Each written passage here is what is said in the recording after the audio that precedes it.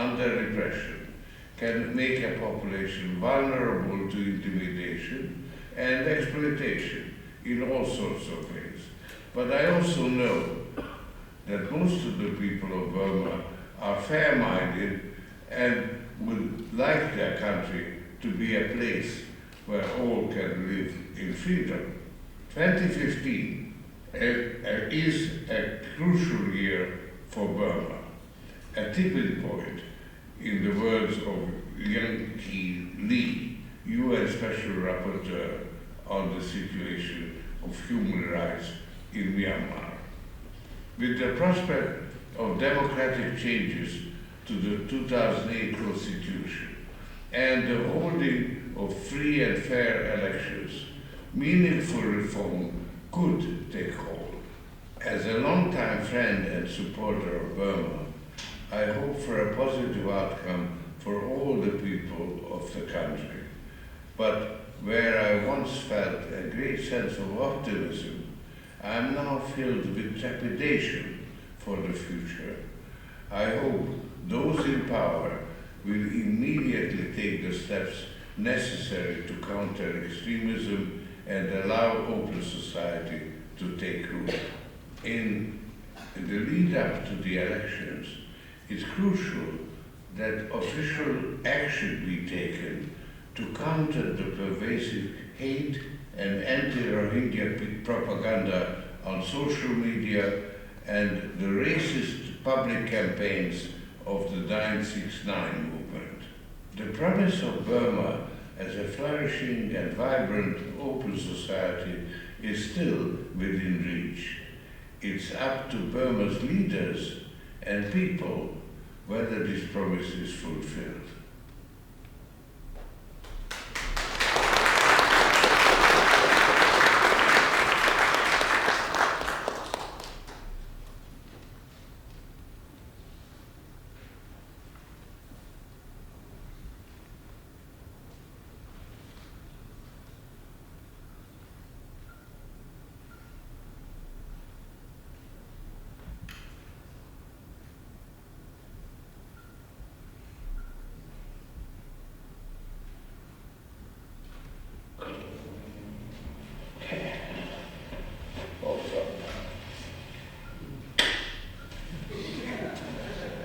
Hello, this is. Okay, ready?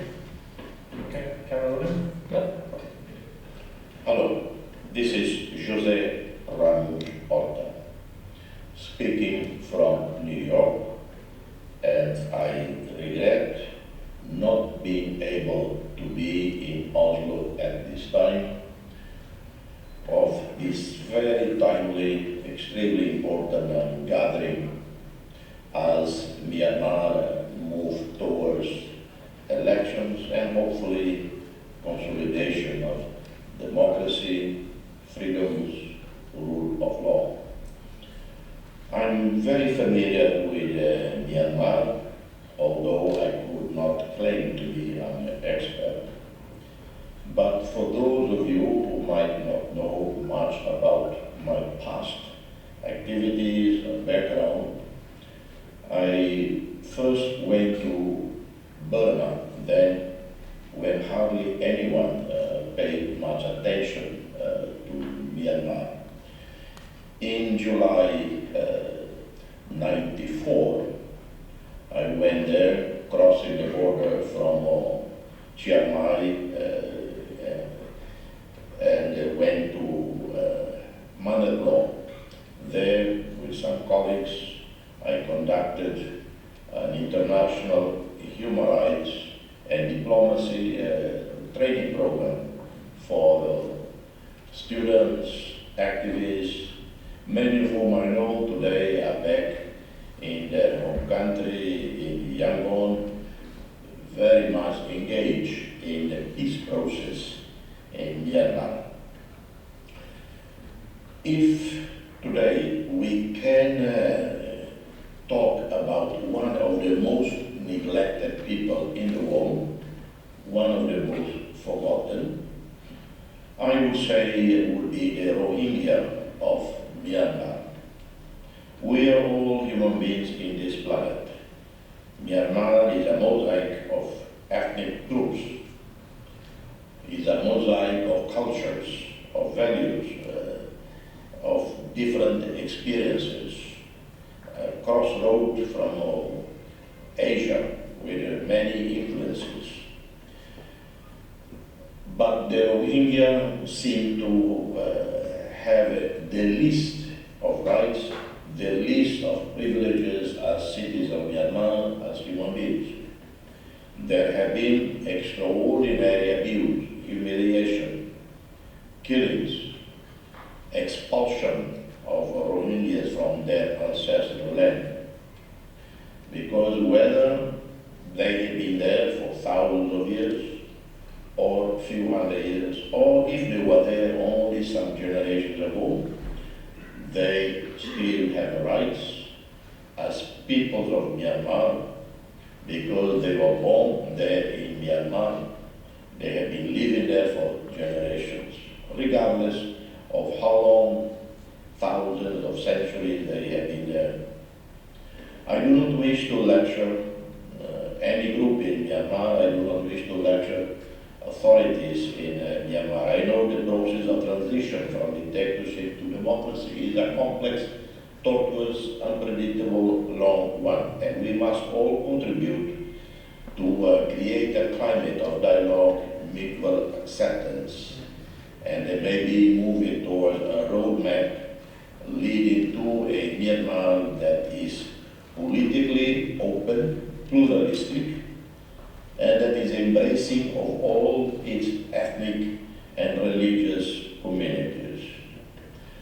However, I know that this is easier said than done because there are suspicions, there are prejudices, but that's what leaders are all about. Leaders at community level, leaders at national level, who must embrace each other, who must act with compassion, with wisdom, to embrace everyone, including the Rohingyas, so that Myanmar can be a shining example in Southeast Asia and in Asia in general. Again, I wish to pay tribute to all those in Myanmar who for generations have struggled for freedom, for democracy, until today when you are on the eve of free general elections, and I hope that all will be able to participate. The Rohingyas, the Muslim communities, and everyone in an atmosphere of freedom, of no coercion, of no threats, and when election results come, it will be a new promising beginning for Myanmar, a further step in the consolidation of democracy in your beautiful country. I wish you all success in this conference, and as always, I pray to God, the Almighty and the Merciful, to continue to bless the great people of Myanmar with wisdom, happiness, and prosperity.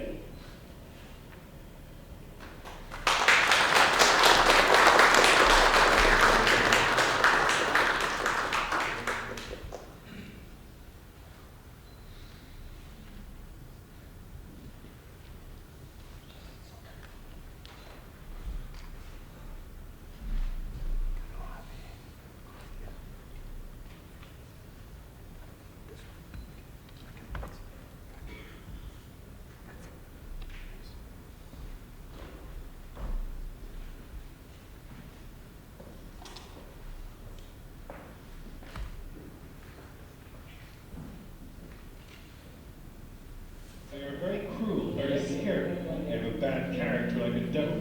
These devils come from another country, Bangladesh. For generations, the Rohingya have suffered from discrimination. Around 800,000 of them are denied citizenship under a law that was passed 30 years ago. Rape and physical abuse have become a daily occurrence against Muslims in Myanmar. According to a group of UK-based NGOs, 650 people have been killed in clashes and 1,200 others have gone missing. I feel much saddened by the events taking place in Myanmar today.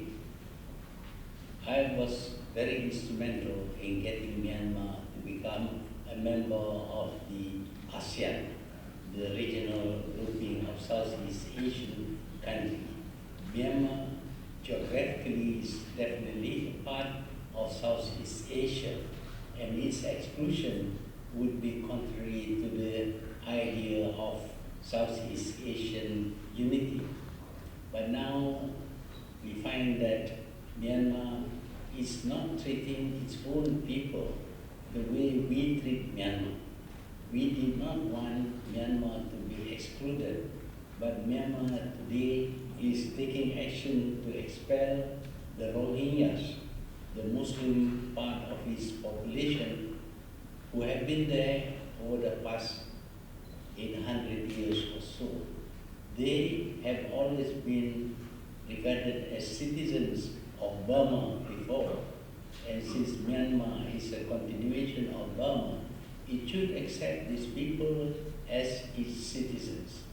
Now, Malaysia also has a lot of people from other countries who have settled here in the last 200 years or so. We decided that they have a right to be citizens of Malaysia, to be given political rights, and to be allowed to trade and carry out business in Malaysia. We regard them as our citizens. And unlike Malaysia, we find that Myanmar does not even want to recognize the Rohingyas who have been there all this while as its citizens. This is grossly unjust on the part of the government of Myanmar. I had expected that those who benefited from our struggle to get Myanmar to release, for example, Aung San Suu Kyi, that they would realize that oppression by the government is something that is intolerable. And yet, few people from Myanmar have risen to the occasion to defend the rights of the Rohingyas, who, after all, are citizens of Myanmar. I hope that the international community would focus its attention on the problem of the Rohingyas, who are Muslims, but they are citizens of this Buddhist-dominated country. They should live and be allowed to live in Myanmar without oppression. There should be tolerance of peoples of other religions. Again, I would like to mention that in Malaysia, although the majority of the people are Muslims, we have treated people for other faiths with consideration, and we have given them rights to become citizens of Malaysia and to benefit from the laws of this country. I hope that the international community would focus on the problem of the Rohingyas, who today are being forced to flee in ships to other countries, and many of them drown in the sea because they were not able to get good ships to carry them to other countries. This is a human tragedy, and I do hope the international community would help these unfortunate people of Myanmar who have been discriminated against in a way that is not becoming of a country that aspires to become a democratic country. I thank you.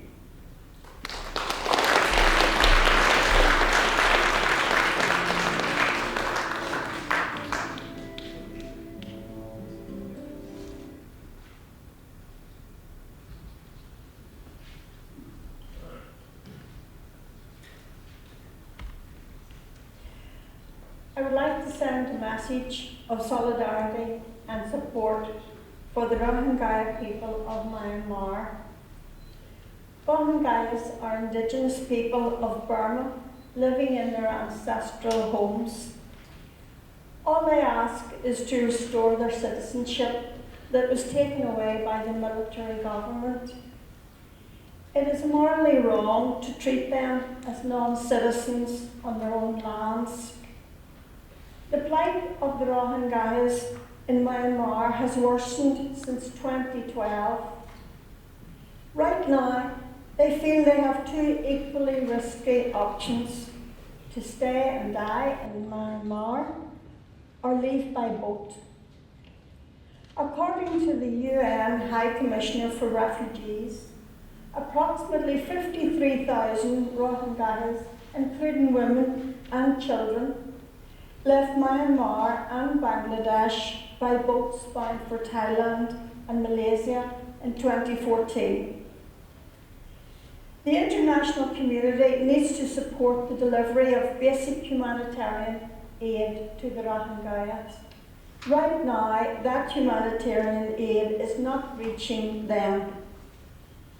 The Rohingya are the only ethnic group in Burma whose struggle is peaceful without any arms, and it is time the international community recognise and support their non-violent struggle for their basic human rights. We want the European Union, ASEAN and the international community to recognise the suffering of the Rohingya people and the fact that they are experiencing crimes against humanity at the hands of their own government. We want the ethnic cleansing of the Rohingya people to end. This is an important basis for any real peace talks and engagement with the Myanmar government. I am joining with other leaders in making this call, including my dear friend and colleague, Archbishop Desmond Tutu. We as the international community have a responsibility to stand for the rights of the Rohingya people and to speak out to save their lives. And we hope that action will be taken so that they can find their place in their country, in their society, and that Burma will move forward to find real peace for all its people. Thank you very much.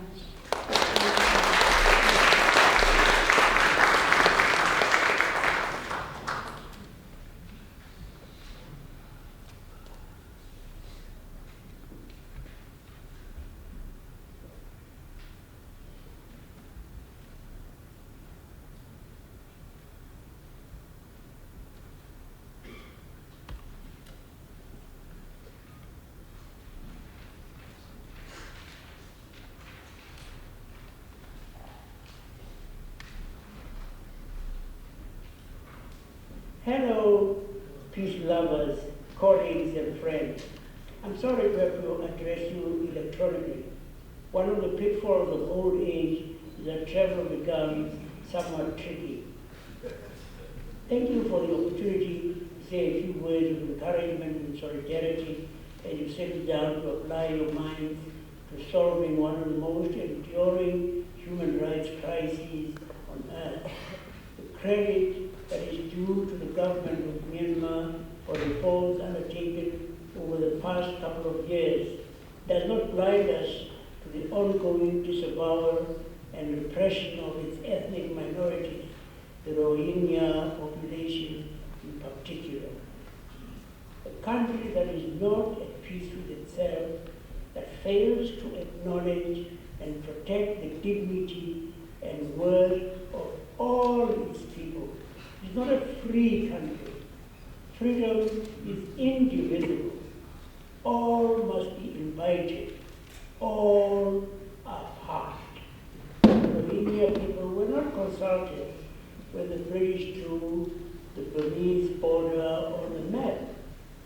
With those strokes of a pen, it became a borderland people whose ancestral land traverses political boundaries. Burma's post-colonial government, elected in 1948, officially recognized the Rohingya as an indigenous community, as did its first military government that ruled from 1962 to 1974. But manipulation by the military of ethnic minorities in the west of the country dates back to the late 1950s. First, the military sought to co-opt the Muslim Rohingya to quell the Buddhist Rakhine. After Rakhine separatists had been crushed, the military turned on the Rohingya. In 1978, the Far Eastern Economic Review described the Rohingya as the victims of Burmese apartheid. A few years later, a citizenship law left the Rohingya off the list of indigenous people, describing them as Muslim immigrants from neighboring Bangladesh. In a context of rising anti-Muslim sentiment in Myanmar, many Buddhists, particularly in Rakhine State, regard the Rohingya as illegal immigrants. More than 100,000 Rohingya are trapped in internment camps. They may not leave for their own protection. They hold only temporary identity cards, and in February, they lost all voting rights. The government of Myanmar has sought to absolve itself of responsibility for the conflict between the Rakhine and the Rohingya, projecting it as sectarian or communal violence.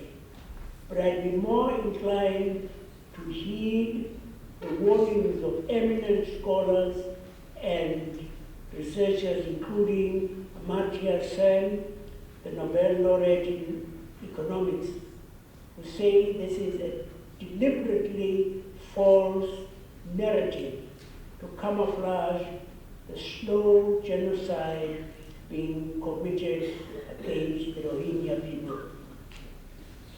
There is evidence, they say, that anti-Rohingya sentiment has been carefully cultivated by the government itself. Human beings may look and behave differently to one another, but ultimately, none of us can claim any kind of supremacy. We are all the same. There are no natural differences between Buddhists and Muslims. It is possible to transplant a Christian heart into a Hindu chest, and for a citizen of Israel to donate a kidney to a Palestinian. We're born to love without prejudice, without distrust, members of one family, the human family, made for each other and for goodness, all of us. We are taught to discriminate, to dislike, and to hate.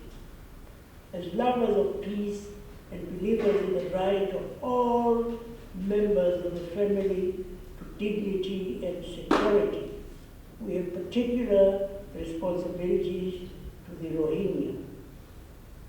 2015 is a big year for Myanmar, with both a referendum on its constitution and a general election on its calendar. Even as we seek to encourage the country to build on the reforms it has started, we have a responsibility to ensure that the plight of the Rohingya is not lost. We have a responsibility to hold to account those of our governments and corporations that seek to profit from new relationships with Myanmar.